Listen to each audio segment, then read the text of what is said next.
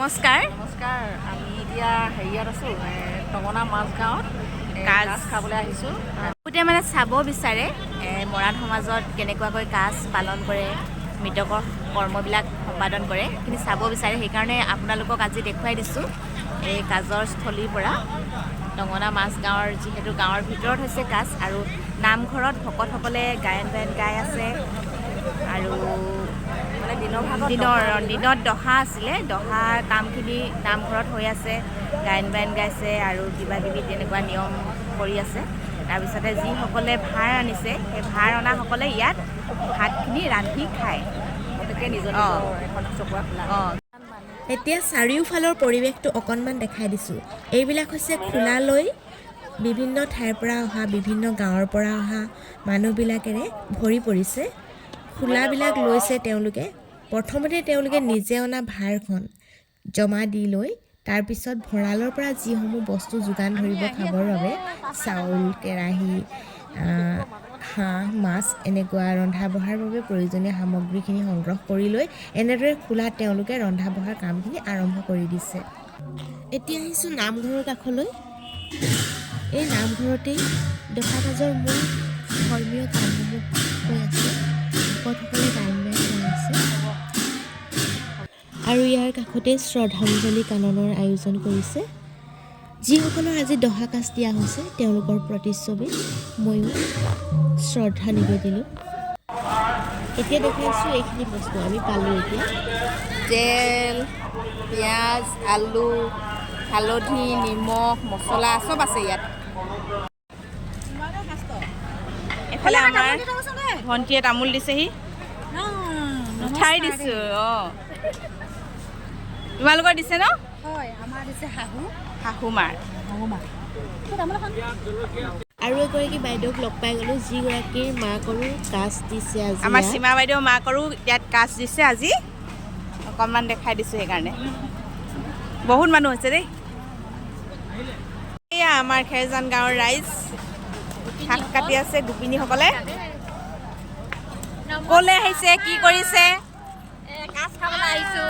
টঙনা টঙনাত কাজ খাইছোঁ, এতিয়া শাক কাটি আছোঁ। কাজ খাবলৈ আহিছোঁ। এতিয়া আমি বিচাৰিছোঁ বস্তু বিচৰা নেপাইছোঁ। পানীও অনা কষ্ট হৈছে, হ'লেও মানে খাবলৈ ভাল পাওঁ যে আহিছোঁ। কাজ খোৱা মজাই বেলেগ। একদম মিঠাতেল আৰু এই পিঁয়াজ, আলু, পিঁয়াজ, ধনিয়াও দিছে নেকি? ধনিয়া দিওঁতে তাৰ পৰা লৈ আহিছোঁ। ঘৰৰ পৰা। তাতো দিলোঁগৈ আমি। এইফালে ৰান্ধনীকেইজনী ধুৱাই চকু পানী ওলাই গৈছে। হ'বই আৰু কাজ খাবলৈ আহিলে মানে এইবোৰ, হ'লেও খাওঁতে যে টেষ্ট লাগিব। ভাল খাবলৈ ভাল আকৌ, সিজাবলৈ বেয়া হ'লেও ভালে লাগিছে। বাঁহ তলত যে ইমান ধুনীয়া লাগিছে ন, বাঁহ গছৰ তলত।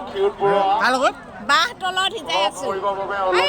একদম এই লাইটটো য'ত আছে যে তাত এইফালে অলপ নাই, খৰিও নাপালে।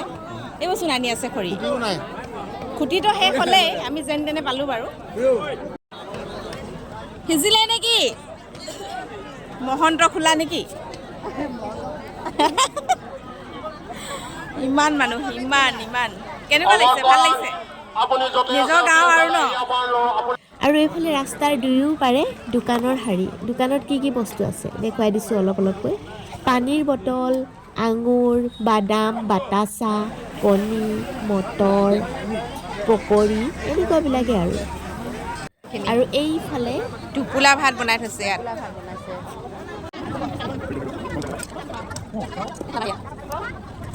এতিয়া খোৱা বস্তু অলপ লৈ লওঁ দোকানৰ পৰা। কেজি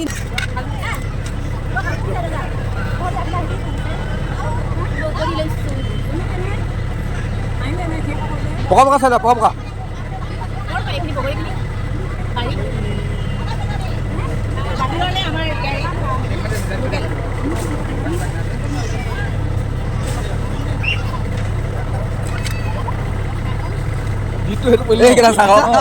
মই কিমান লাইট দিম এইকেইটা আহিছে।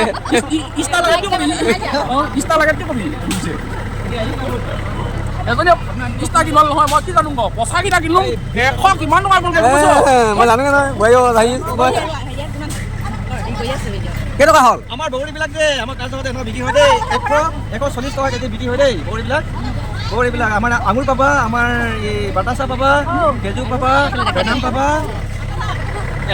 তামোল পাণ পাবা পানী বটল পাবা দেই ৰান্ধনীয়ে এনেদৰে ভাতখিনি সিজোৱাৰ পিছত টোপোলা কৰি থৈ দিছে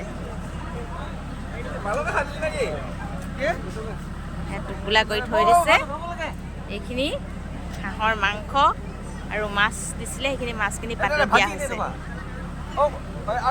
আমি হাঁহৰ ভাৰ আনিছিলোঁ কিন্তু আমাক আৰু লগতে মাছো দিলে আৰু পালোঁ এইখিনি ভাজি আৰু এইখিনি হ'ল চব্জি কবিৰ লগত হাঁহৰ মাংস এয়া পাতত দি থোৱা আছে মাছ কেৰাহী খুটি খৰি পানী আকৌ বাঁহৰ হেতা এখন আছিলে যে বাঁহৰ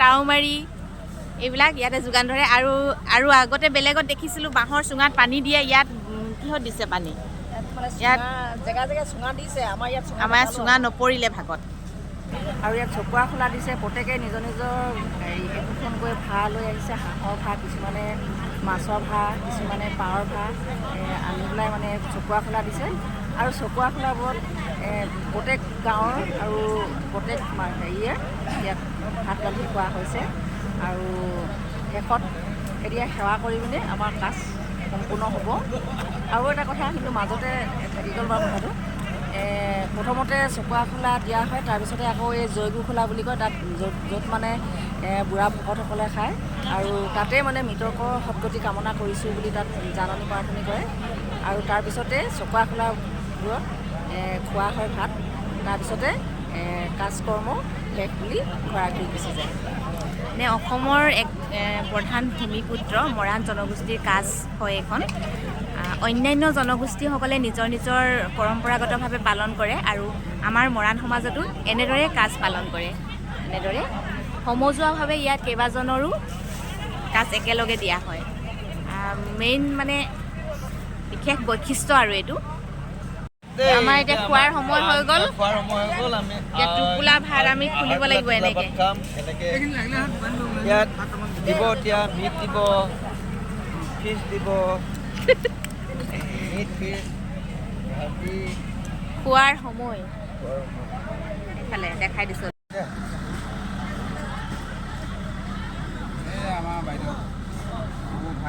আন্ধাৰ হৈছে দেই পোহৰটো কম আছে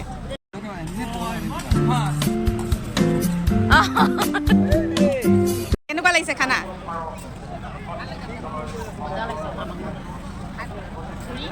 মাছ নোলোৱা হৈ গৈছে খাবলৈ পাই মাছ আৰু নাই হ'ব বেছিকৈ আমি আকৌ মতা হাঁহ পালোঁ কেৰাহীটো দাঙি দিয়া এতিয়া কেৰাহী জমা দিবলৈ গৈ আছোঁ ভঁৰালত খোৱাৰ শেষ হ'ল এয়া এইটো কেৰাহী জমা দিয়াৰ জেগা খোৱা বোৱা শেষ কেৰাহী জমা আৰু এতিয়া ৰাইজ ঘৰা ঘৰি হ'ব